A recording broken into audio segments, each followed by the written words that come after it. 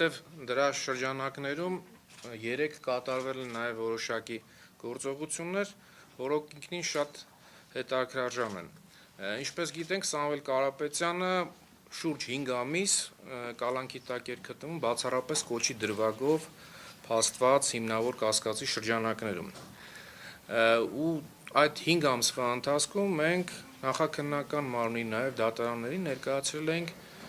ուրեմն փորձագիտական կարծիքներ, այսինքն հատուկ մասնագիտական գիտելիքների տիրապետող լեզվաբանության բնագավառում անձանց կարծիքներ, որոնք փորձագիտական մակարդակով վերլուծել են Սամվել Կարապետյանի խոսքը ելույթների ժամանակ հնչեցված, նաև հոգեբաններին ենք դիմել, հոգեբանական բնագավառի փորձագետներ, իրանք էլ վերլուծել էին ժեստիկուլյացիա, միմիկա եւ այլն եւ այլն։ Եվ փորձագետները միանշանակ պնդում էին, որ այդտեղ նախ կոչ չկա, առավել եւս բռնության կոչ չկա, ընդ որում այս երկու հատկանիշները պետք է պարտադիր առկա լինեն, որ կարողանային Սամվել Կարապետյանին ոչ միայն կալանավորեն, այլ նաև նախապես քրեական հետապնդում հարուցեն։ Հիմա զարգացումներն եմ ձեզ դրա հետ կապված տեղեկացնում, 3 խուզարկություն է կատարվում փորձագետներից հոգեբանական ներողություն, լեզվաբանական բնագավառի փորձագետներից մեկի բնակարանում։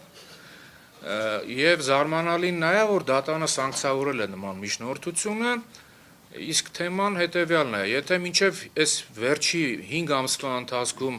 այս ապացույցները կարծես թե ըստ Վարույթի հանրային մասնակիցների ապացույցի կարգավիճակ չունեն, որովհետև այնտեղ պետք է լինի փորձագետի եզրակացություն, կարծիքը դրան փոխարինող չի, իհարկե ինչը հակադրվում է գործող քրեական դատավարության կարգավորումներին, 5-րդ ամսվա ընթացքում բնակարանի խուզարկություն ու վարկածը հետևյալն է, որ այ փաստաբանական հարցմամբ ձեզ դիմաց Ռուբեն Հակոբյանին մյուս 2 փորձագետների տվյալները դուք եք տվել,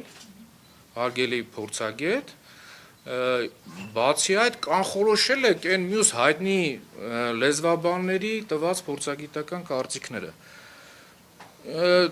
Ինչ ասենք, եթե այս վիճակն է 53 անդամից բաղկացած քննչական խումբը գործողություններ չունի անելու կոնկրետ արդեն փորձագետների բնակարաններն է խուզարկում, այստեղ առանձնապես արդարություն, արդարադատություն, օբյեկտիվություն ակնկալելը կարծում եմ շատ դժվար է։ Ջանասիրության մասով ես նաև ասեմ, սա նույնպես տեղավորում է այդ համատեքստում, 53 անդամից բաղկացած քննչական խումբ, պատկերացրեք այս դահլիճում, որ հավաքվել ենք, երևի 25 հոգի չլինենք ընդհանուրով։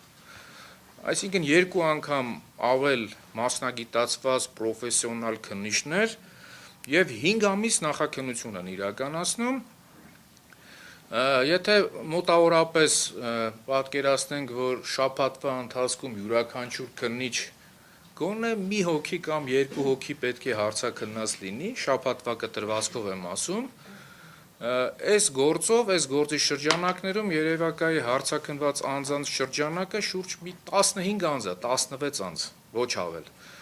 Ընդ որում, այդտեղ նաև ընտրողաբար մոտեցում կա, այն անձանց, ովքեր ըստ մեղադրանքի ունեն առանցքային դերակատարություն, այս, չգիտեմ, սխեմաներ են հանցավոր, հողերի լվացման հետ կապված, բարդ սխեմաներ են, սովորական մահկանացուներս մենք նաև չենք կարողանում հասկանալ դրա այդ, չգիտեմ, պատճառահետևանքային կապը, եզրահանգումների տրամաբանությունը, բայց խնդիրը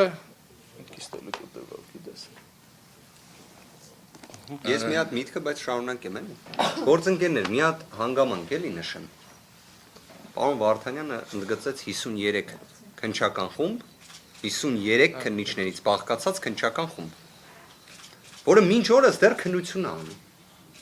Այո, արդեն հասել են մեր կողմից ներկայացրած փորձագետների բնակարաններ խուզարկելու։ Ես բազմաթիվ անգամներ, բազմաթիվ գործերով, որ մասնակցություն ունեցել եմ որպես պաշտպան, լսել եմ հակադարձումներ, այն մասին, թե գործը ձգձգվում է, դանդաղ է շարժվում եւ այլն։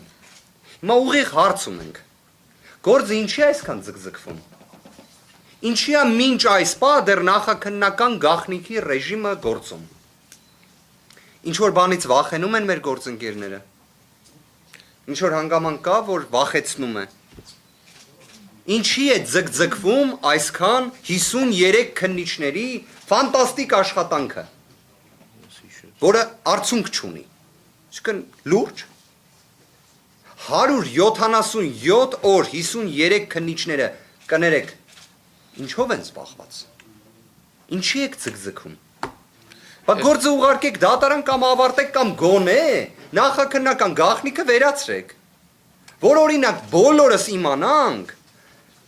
այսինքն այստեղ մենք գիտենք, բոլորը ասելով ձեզի նկատի ունեմ գործընկերներ եւ մեր հանրությանը, թե ինչ ենք մենք տեսնում այսքան օրերի ընթացքում, այսքան ամիսների ընթացքում։ Ես ջանասիրության հետ դրա հետ կապված է խոսում, մտքից թելը կտրվեց։ Ուրեմն ջանասիրության առումով տեսեք, պաշտպանական կողմը միջնորդում է հարցաքննել այն առանցքային անձանց, ովքեր ենթադրաբար քննվող դեպքի վերաբերյալ կարող են տալ ապացուցողական արժեք ներկայացնող փաստական տվյալներ։ Մերժվում են բոլոր միջնորդությունները, պատասխանը հետևյալն է. ես եմ քննիչը, ես եմ որոշում, թե տվյալ անձին երբ քննեմ, իսկ դատական նիստերի ընթացքում քննիչի դիրքորոշումը, չգիտեմ, տրամաբանության շրջանակներում չի տեղավորվում, որ ասում է, դե որ այս մարդուն հարցաքննեմ, ասում է հիմնավոր կասկածը հերքող փաստական տվյալները հայտնելու, ես էլ ուր եմ իրան հարցաքննում։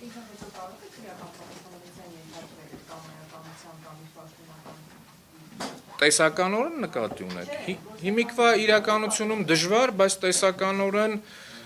եւ ապօրինի քրեական հետապնդում հարուցելու եւ ապօրինի կալանավորելու համար կան համապատասխան քրեական օրենսգրքում գործող քրեական օրենսգրքում կան համապատասխան հոդվածներ, հանցակազմեր, միշտ եղել է դա, բայց քանի որ մենք այս գործի հետ կապված գիտենք, որ ունի ակնհայտ քաղաքական ուղղորդման էլեմենտ, բաղադրիչ, այս իրավիճակում, այս պայմաններում դրա մասին ինձ թվում է խոսելը զուր է եւ նման հարց բարձրացնելու տրամաբանություն էլ չկա։